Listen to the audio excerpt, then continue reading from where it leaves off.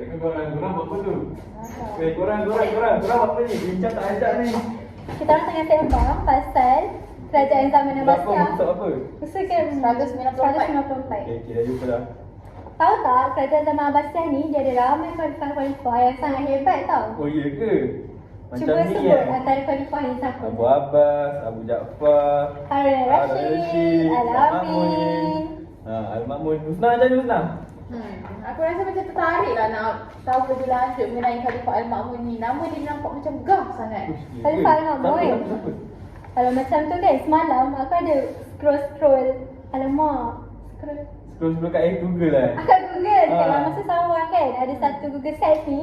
Dia ada banyak yang ada cerita dekat dalam tu. Dah lengkap tau pasal Khalifah Al-Ma'mun ni. Jadi jom kita tengok Google Sites tu. Siapa ni Husna? Pasal Al-Ma'mun Al-Ma'mun Pasal cuba Al-Ma'mun. cari. Yang ni kot. Yang Ini kan? Betul lah ni. Ya, Mana? ya. Asal ada gambar kita ni? Betul lah ni. Betul. Ada video sekali dia bagi ni. Wah, lengkap ke Google Sites Dekat ni? tu ada kemurusutan, ada Ada sumbangan, ada pasal- tiba, ada wisata. Apa kata kita mula bincang Tolak tentang benda ni. Khalifah Al-Ma'mun ni Menerusi sama-sama Google Sites menerusi ni. Google Sites ni. Nak? Jom. Okay, jom.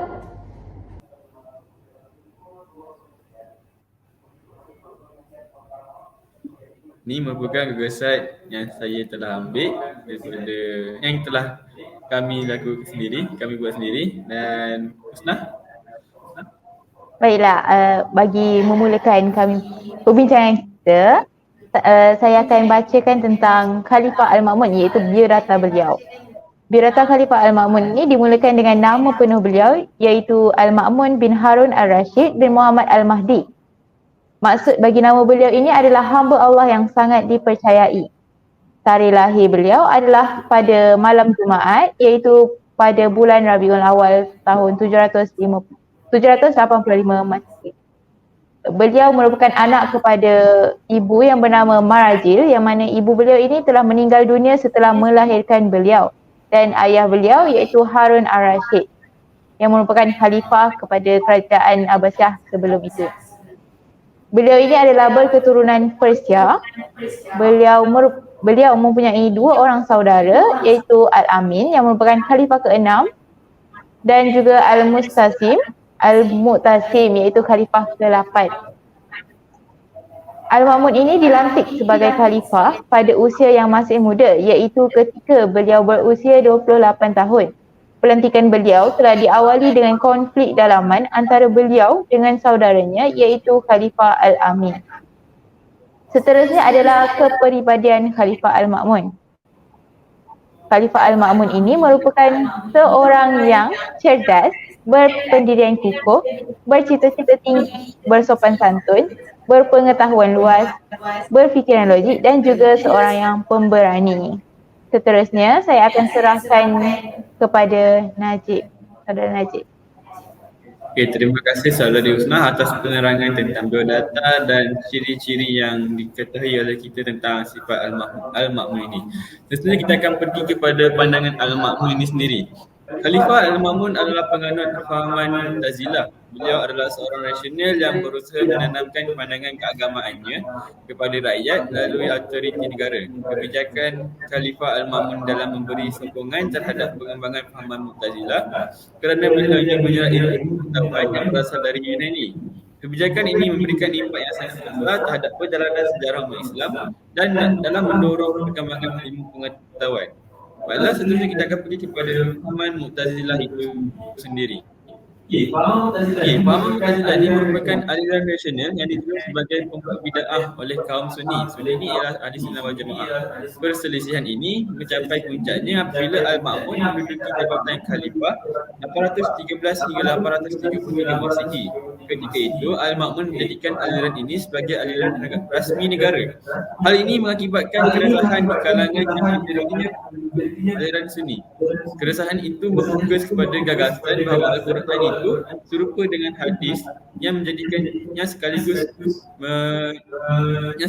dikategorikan sebagai makhluk. Peristiwa tersebut disebut sebagai bid'ah. Al-Ma'mun kemudian meneliti pegangan para pejabat negara seperti hakim, kadi dan ulama. Hubungan dengan bid'ah tersebut, fahaman yang tidak sefahaman dengan fahaman Mu'tazilah akan dipecat.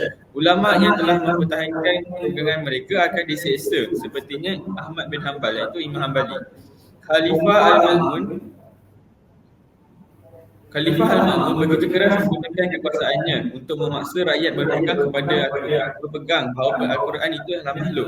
Banyak ulama yang mencas Al-Ma'mun yang menggunakan mata pedang untuk memperkukuhkan lagi pegangannya dan menindas para ulama yang menentang prinsip itu. Tetapi penulis yang adil mungkin dapat menemukan alasan tentang sikap Al-Ma'mun itu.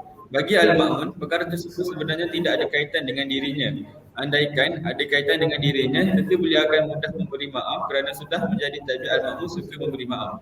Tetapi baginya, perkara tersebut terkait dengan masalah keislaman yang bertentangan dengan pokok akidah dan beliau berpendapat siapa yang tidak mengakuinya maka keluar dari akidah Islam.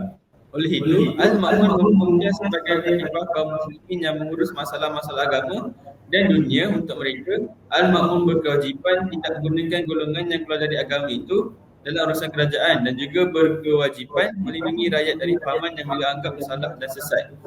Al-Ma'mun semakin bertambah marah terhadap golongan ahli hadis kerana sikap mereka yang jumud dan tidak mempertahankan pendapat mereka dengan dalil-dalil nakli.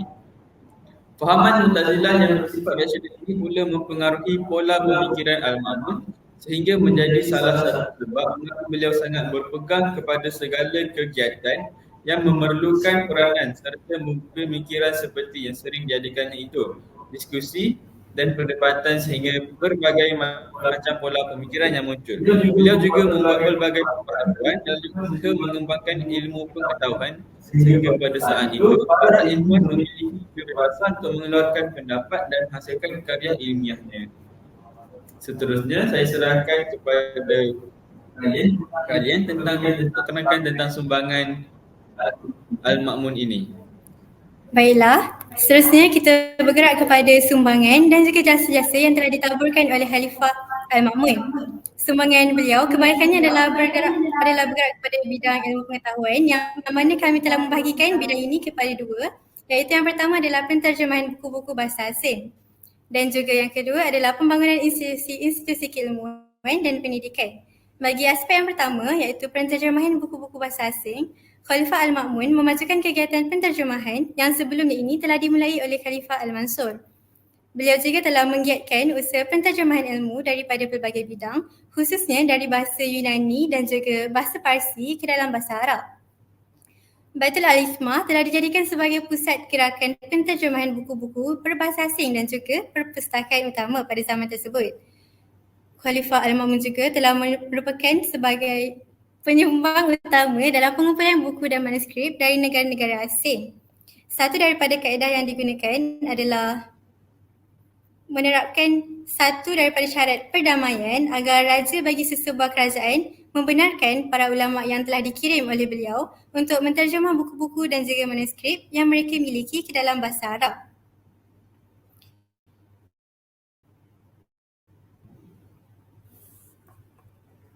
Seterusnya, sebagai contohnya, menerusi peristiwa antara Khalifah Al-Ma'mun dengan raja daripada kerajaan Romawi, Khalifah telah menetapkan syarat perdamaian yang mana Raja Romawi perlu membenarkan buku-buku yang beliau miliki untuk ditafsirkan kepada bahasa Arab agar ulama-ulama dapat mempelajari dan juga menguasai ilmu-ilmu yang mereka miliki. Selain itu, Khalifah Al-Ma'mun juga telah mengeluarkan perintah untuk mengumpulkan buku-buku dari pelbagai bidang tanpa mempedulikan kos yang diperlukan. Bahkan, Khalifah Al-Ma'mun juga biasa membayar para penterjemah dengan emas seberat buku yang telah mereka terjemahkan.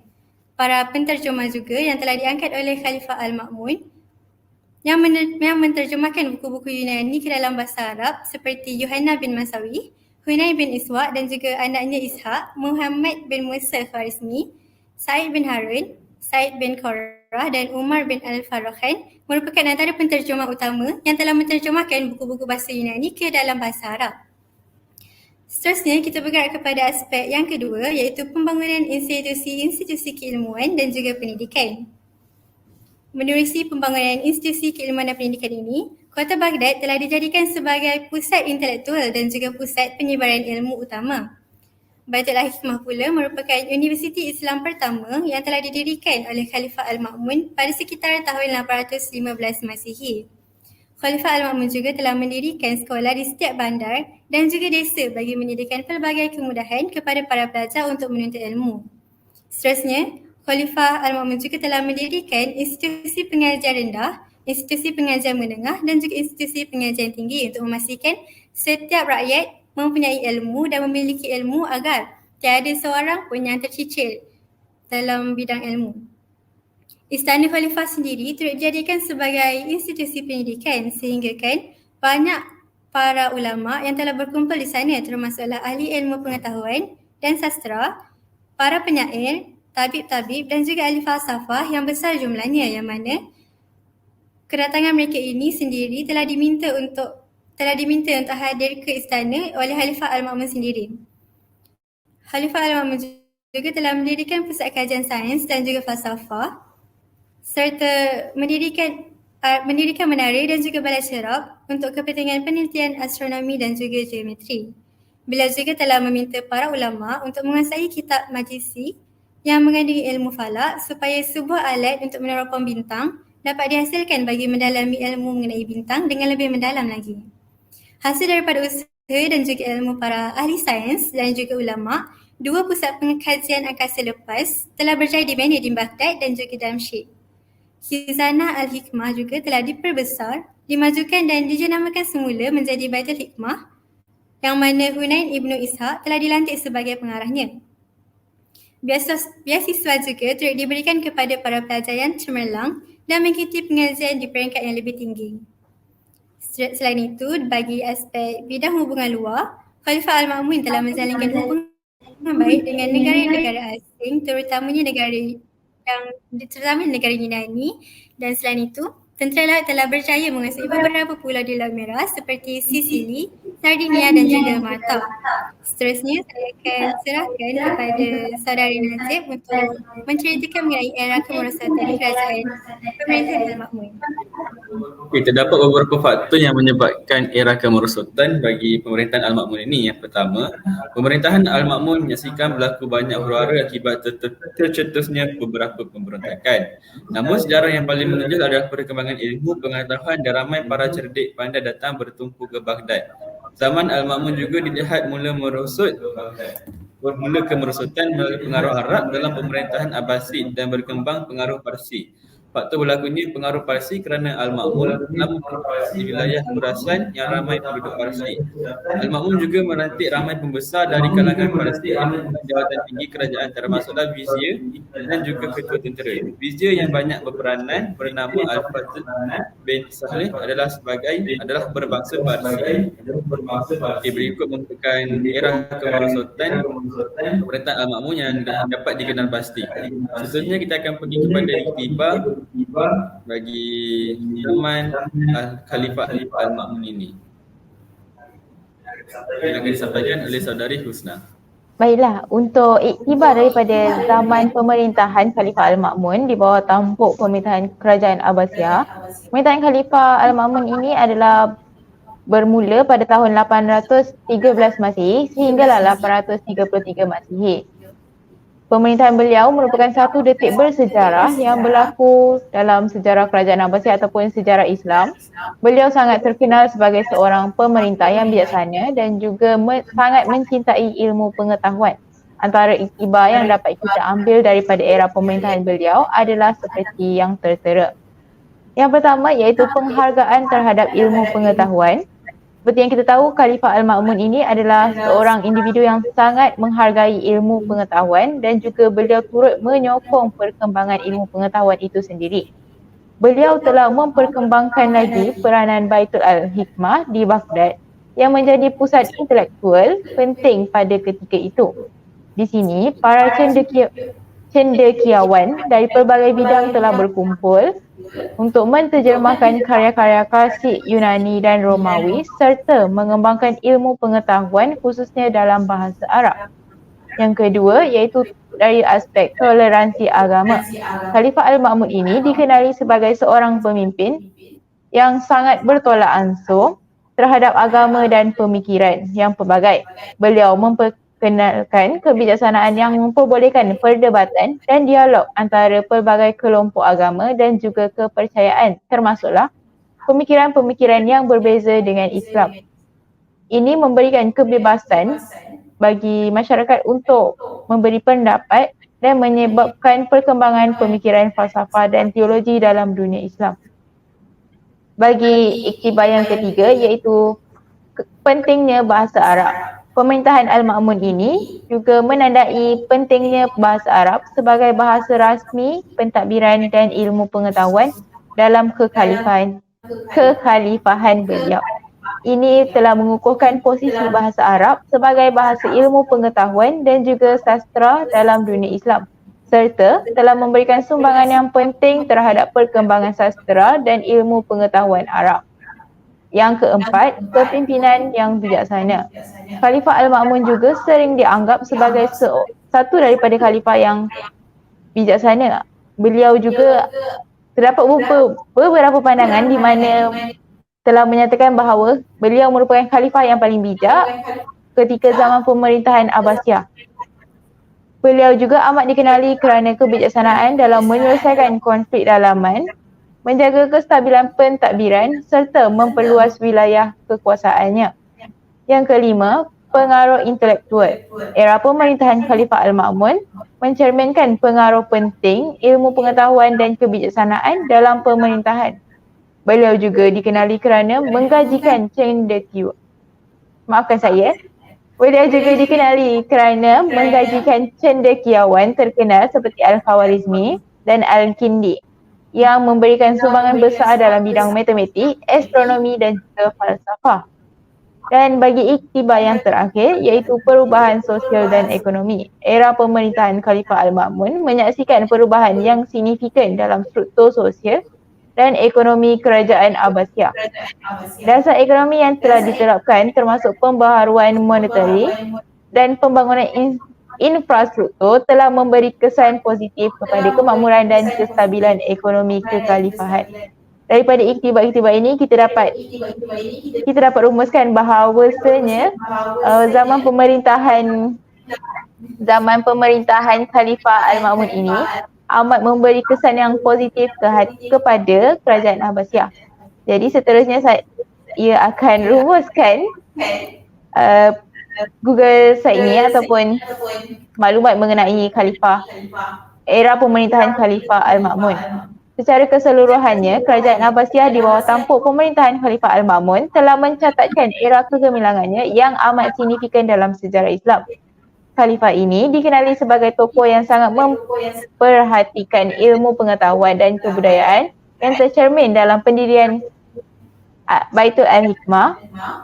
Baitul Al-Hikmah ini menjadi pusat penelitian yang menarik para cendekiawan dari berbagai latar belakang agama dan etnik yang menyumbang kepada kemajuan ilmu pengetahuan dalam bidang falsafah, matematik, astronomi dan juga perubatan. Selain itu, zaman pemerintahan Khalifah Al-Ma'mun ini juga ditandai dengan kebijaksanaannya dalam toleransi agama yang mempunyai kontroversi dan ini dikenali dengan istilah minhah. Walaupun demikian, kebijaksanaan ini memungkinkan pelbagai aliran pemikiran dan agama untuk berkembang dan berinteraksi secara lebih bebas. Kebijaksanaan ini menciptakan suasana kesamarataan budaya dan intelektual yang mana para cendekiawan dari berbagai latar belakang budaya dan agama diundang untuk bersama-sama berkontribusi dalam Baitul Al-Hikmah.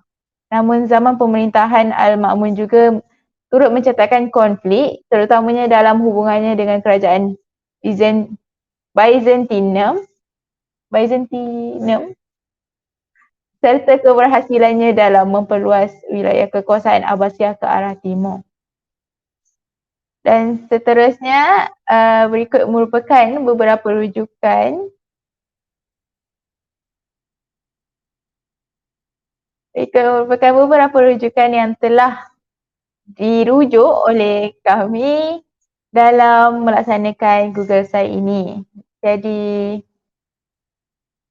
Itu sahaja daripada kami. Diharapkan pembintangan ini membantu kepada para pendengar dan para penonton untuk lebih memahami mengenai Khalifah Al-Ma'mun semasa era pemerintahan beliau di bawah tampuk kerajaan Abbasiyah. Sekian, terima kasih. Terima kasih. Wah, menariknya pasal Google Site ni. Ya dong, banyak tu pengetahuan kita boleh dapat. Daripada kita tak tahu pun kita boleh jadi tahu. Era kemersultan ada, kepimpinan dia pun ada, sumbangan dia pun ada.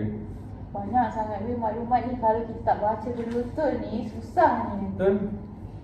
Tapi Iman macam ada sesuatu je yang dia tak faham. Cuba suarakan ni.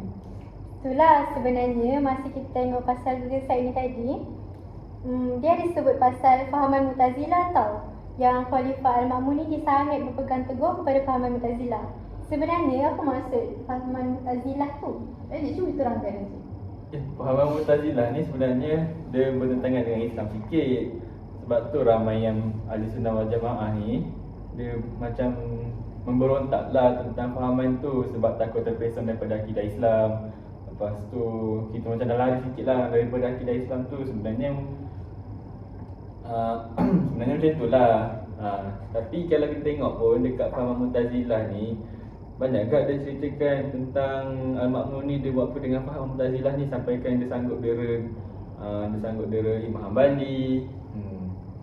Kat sini kita akan, kat sini dia dah terangkan dah. Tapi kat sini kita tak boleh lah nak kecam dia sebab akhirnya pun dia dah masuk Islam. Betul? Lagipun Khalifah Al-Ma'mun ni dia dah sumbangkan banyak sumbangan dan juga jasa-jasa dia semasa pemerintahan dia tau. Jadi saya rasa macam tak patut lah kalau kita nak kecam dia ataupun kita nak buruk-burukkan Khalifah Al-Ma'mun ni. Faham. Dan kita tengok pun secara keseluruhan lah, Khalifah Al-Ma'mun ni boleh jadi idola tau sebab dia sangat-sangat hebat. Banyak sangat iktibar yang kita boleh dapat daripada era pemerintahan beliau ni.